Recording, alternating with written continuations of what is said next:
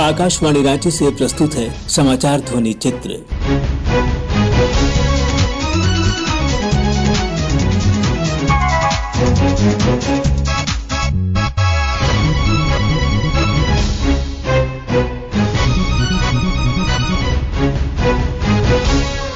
इस अंक में किसान मेला सह कृषि प्रदर्शनी और भारतीय खिलौना मेला।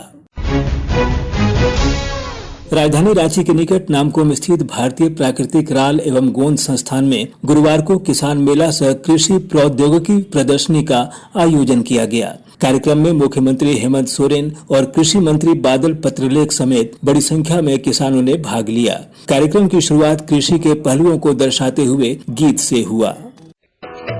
जय जय कृषि परिषद भारत की, सुखद प्रतीक हरित भारत की। विषधन पशुधन मानव जीवन, दूध मत्स्य फल यंत्र सुवर्धन। वैज्ञानिक विधि नव तकनीके, पारिस्थितिकी का संरक्षण। शस्य श्यामला छवि भारत की, जय जय कृषि परिषद भारत की। हिम प्रदेश से सागर तट तक, मरुधरती से पूर्वोत्तर तक। हर पथ पर है मित्र कृषक की, शिक्षा शोध प्रसार सकल तक। आशा स्वावलंबित भारत की, जय जय कृषि परिषद भारत की। जय जय कृषि परिषद भारत की। मुख्यमंत्री हेमंत सोरेन ने उपस्थित किसानों और वैज्ञानिकों को संबोधित करते हुए कहा कि राज्य सरकार किसानों को धान और गेहूं सहित सभी वन उत्पादों का उचित दाम देने का प्रयास कर रही है। मेला कई मायने में काफी महत्वपूर्ण है और इस किसान मेला में शामिल होने का एक मौका भी हमें मिला और किसानों के प्रति कई बातें यहाँ आई भी। और कुछ चिंता का विषय ये भी है कि आज वही समय है जहाँ देश के कई किसान अपने हक अधिकार के लिए आंदोलनरत भी है। खेती तो हमारे झारखंडियों के खून में बसा हुआ खेती था, इसके लिए कोई रॉकेट साइंस की आवश्यकता नहीं थी। जब साइंस घुसने लगा, विकास के नए आयाम हम खोलने शुरू किए, तब चीजें घट गई। ये थोड़ा सा हम समझ नहीं पाते हैं और इसको समझने की कोशिश करते हैं कि आखिर ऐसा होता क्यों।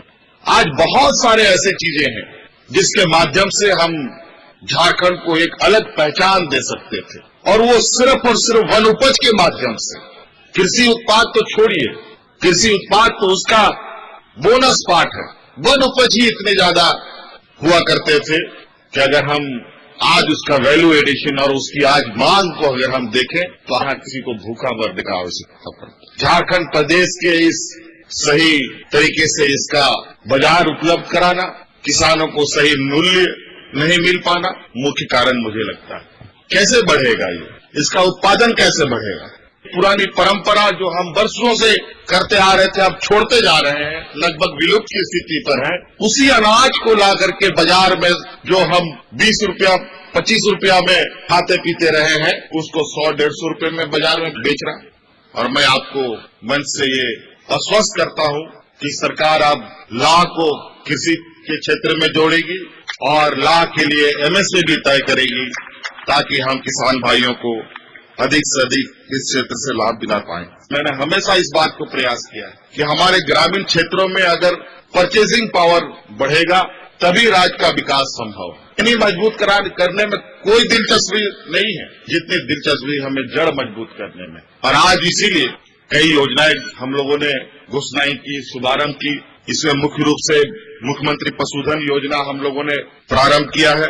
50,000 परिवारों को प्रतिवर्ष बकरी, गाय, मुर्गी, सुअर पालन से जोड़ने का मौका मिलेगा। कृषि मंत्री बादल पत्रलेख ने राज्य सरकार द्वारा कृषि क्षेत्र में किए जाने वाले प्रयासों की चर्चा करते हुए कहा, भारतीय प्राकृतिक राल एवं गोंद संस्थान जो कि 20 सितंबर 1924 को लिंडसे हार्लो समिति की अनुशंसा पर धरातल पर आया, तब से अब तक देश के विभिन्न इलाके में किसानों को प्रशिक्षित करके वैज्ञानिक तरीके का इस्तेमाल अनुसंधान करके किसानों में हिम्मत भर के हिमाकत करने की साहस बढ़ा के जो काम करते आया है उसकी मैं प्रशंसा करता हूँ। माननीय मुख्यमंत्री जी का सपना है कि अगले 4 सालों में इस राज्य के 40 लाख किसान परिवारों में से प्रथम चरण में 24 लाख किसानों को प्रशिक्षित करके विरसा किसान का सम्मान दें, जो कि राज्य के आर्थिक गतिविधियों में अपना महत्वपूर्ण योगदान दे सके। उन्हें प्रशिक्षित करना हमारे डिफरेंट डिपार्टमेंट्स और यूनिवर्सिटी और आपका सबका फर्ज बनता है। अभी हम यहाँ 8 से 10 हजार किसानों को प्रतिवर्ष प्रशिक्षित कर रहे हैं। हम चाहेंगे कि जब 6 लाख का टारगेट पर ईयर का है तो कम से कम 60,000 का प्रशिक्षण हो, क्योंकि यहाँ जिस तरह की भौगोलिक पृष्ठभूमि है उसमें आपका योगदान अहम रखता है, क्वालिटी है। और इस क्वालिटी को जिन किसानों ने समझा है वो कभी आपके आपसे दूर नहीं जाते, अपने आप को आपसे जुड़कर बहुत ही गौरवान्वित महसूस करते हैं। मैं उन किसानों के बीच जाता हूँ, खूंटी तरफ जाता हूँ, अभी बैठे हैं नईमुद्दीन साहब, हमेशा आपकी बात करते हैं। हम उम्मीद करेंगे कि आप इस दिशा में कदम बढ़ाएंगे, आपसे हमें उम्मीदें हैं। पूरा विश्व कोरोना से तबाह था, उससे भारत और झारखंड भी अछूता नहीं था। चुनौतियों भरा साल था, लेकिन फिर भी किसानों के दर्द को इन्होंने समझा। यहाँ के 9,07,000 किसानों को फिर से आत्मनिर्भर बनने का एक भगीरथ प्रयास इनके द्वारा किया गया। 2,000 करोड़ की ऋण माफी उनके लिए किया गया। 1 रुपया देके 50,000 तक का ऋण माफी का लाभ उठा सके। साथ ही मुख्यमंत्री पशुधन योजना, जिसके तहत 43,548 लाभुकों का चयन किया जाना है और आपको आत्मनिर्भर बनाने के क्षेत्र में एक प्रयास यहाँ से भी शुरू होना है। उसके अलावे फसल राहत योजना, इन सब पर भी इन्होंने अपनी मुहर दी है। प्रदर्शनी में झारखंड समेत विभिन्न राज्यों से चुने गए किसानों को मुख्यमंत्री द्वारा सम्मानित भी किया गया। किसानों ने लाह उत्पादन से होने वाले लाभ के बारे में अनुभव साझा करते हुए बताया। मेरा नाम है फुच्ची देवी, मैं चक्रीय विकास से जुड़े हुए हैं और हम लाह का खेती करते हैं। लाह का खेती करके हम फायदा भी ये हुआ कि लाह का खेती करके और हम सोचे कि और आमदनी आगे कैसे बढ़े, इसलिए हम लोग 50 महिला मिल के हम लोग लाह का चूड़ी बना रहे हैं और चूड़ी बना के हम लोग अच्छा से अपना घर परिवार, बाल बच्चा, अपना परिवार संभाल रहे हैं। इस संस्था द्वारा हमारे कांकेर को 2004 से ही बहुत ही योगदान मिल रहा है, जो आज तक निरंतर जारी है। और मैं 2007-8 से इस संस्था से जुड़ा हूँ और मुझे 2008 में मैंने प्रशिक्षण प्राप्त किया और एक प्रशिक्षण फिर से 2010 में लिया। दोनों प्रशिक्षण से मैं बहुत ही अभिभूत हुआ और इस संस्था द्वारा जो प्रशिक्षण दिया जा रहा है उसको लेकर मैं गांव में गया और उसको बहुत ही तत्परता से कार्य करते हुए वहाँ पर इस किसानों के पास ले गया और किसान लोग बहुत उत्साहित हुए। प्रशिक्षण के बाद इस पद्धति को अपनाते हुए लोगों ने, कई किसानों ने हमारे पास ट्रैक्टर खरीदे हैं और अपना पढ़ाई किए हैं, घर बनाए हैं और बहुत ही उन्नति काम किए हैं। देश में पहली बार भारतीय खिलौना मेला का आयोजन 27 फरवरी से 2 मार्च तक ऑनलाइन किया जाएगा। केंद्रीय कपड़ा मंत्री स्मृति ईरानी ने नई दिल्ली में भारतीय खिलौना मेला से संबंधित वेबसाइट का उद्घाटन करते हुए बताया। प्रधानमंत्री जी का ये आदेश भारत सरकार के सभी मंत्रालयों को कि कैसे हम अपने लघु उद्योग का समर्थन कर सकें, उस दृष्टि से आज ये कहना उचित होगा कि हमारे देश में हैंड क्राफ्टेड टॉयज के जितने भी हमारे शिल्पकार हैं वो संगठित रूप से 4,000 अलग अलग एंटरप्राइजेस चलाते हैं। लघु उद्योग हो या फिर विशाल कंपनी का स्वरूप हो, इस टॉय फेयर में अब तक 1,000 से ज्यादा कंपनियों ने वाणिज्य मंत्रालय के सहयोग से अपना योगदान देना स्वीकार किया है। मैं प्रफुल्लित हूं ये कहते हुए भी कि शिक्षा मंत्रालय की ओर से देश भर के हर छात्र, हर स्कूल को निवेदन और आमंत्रण जाएगा, चाहे वो स्कूली छात्र हो, चाहे परिवार हो, चाहे साथ हमारे लघु उद्योग, कुटीर उद्योग और विशेषतः ट्रेडिशनल हैंडक्राफ्टेड टॉयज के हमारे शिल्पकारों को आपका समर्थन प्राप्त होगा। इसी दृष्टि से इंडिया टॉय फेयर 2021 की रजिस्ट्रेशन में आप सब सहभागी होंगे। 27 फरवरी से 2 मार्च तक इस फेयर में कंपनीज के साथ साथ स्कूली छात्रों के साथ साथ विशेषज्ञ टॉय डिजाइन की दृष्टि से, स्टार्टअप्स की दृष्टि से, पेडागॉजी और टॉय की दृष्टि से अपने विचार भी हम सबके सम्मुख रखेंगे। खिलौना मेले के लिए झारखंड के 5 लोगों का चयन किया गया है, जिसमें जमशेदपुर निवासी राहुल राज द्वारा बनाए गए ऐप संख्या को शामिल किया गया है। हमारी प्रतिनिधि शिल्पी ने राहुल राज से इस संबंध में बातचीत की। राहुल जी, पहले तो ये बताइए कि आपका जो टॉय फेयर है उसमें ये जो सिलेक्शन हुआ है ये क्या है? मैंने अपना ऐप आत्मनिर्भर भारत में डाला था, तो उसी के थ्रू वो बोले कि आपका ऐप हम लोग एग्जीबिशन में डालेंगे टॉय फेयर में, तो ऐसे ही सिलेक्शन हुआ था। उसमें ऐप का नाम संख्या है। संख्या बेसिकली एक डेली लर्निंग ऐप है जो कि बच्चों लोग के रिवीजन पे फोकस करता है। तो ये ऐप सीबीएसई क्लास 10 के लिए मैंने बनाया है।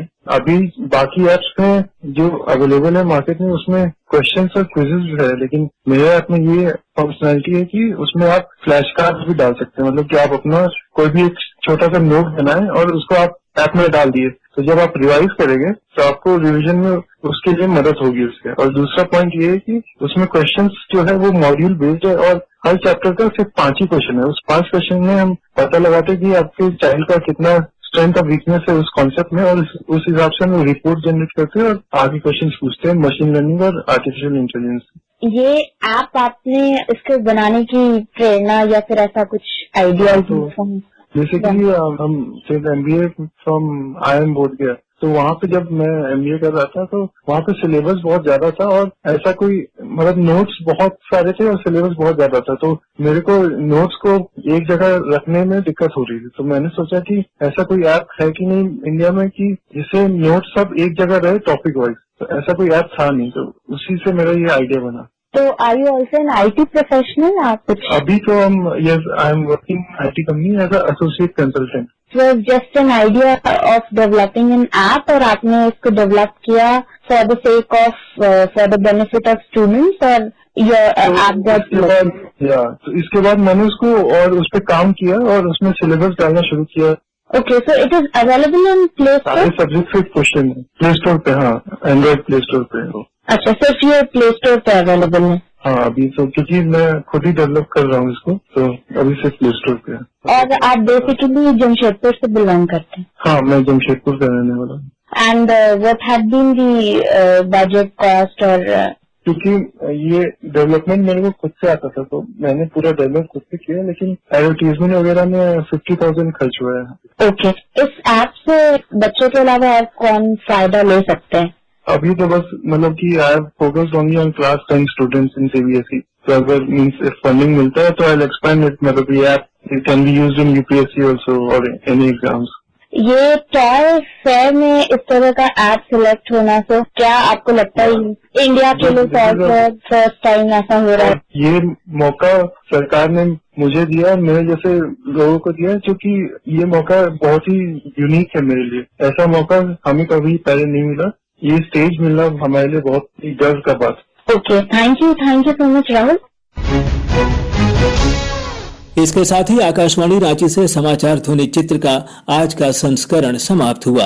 हर शनिवार को यह कार्यक्रम रात्रि 7:45 बजे समाचार एकांश द्वारा प्रस्तुत किया जाता है। संपादक अब्दुल हमीद, प्रस्तुतकर्ता अरविंद कुमार और प्रवक्ता ज्ञानेश्वर प्रसाद श्रीवास्तव।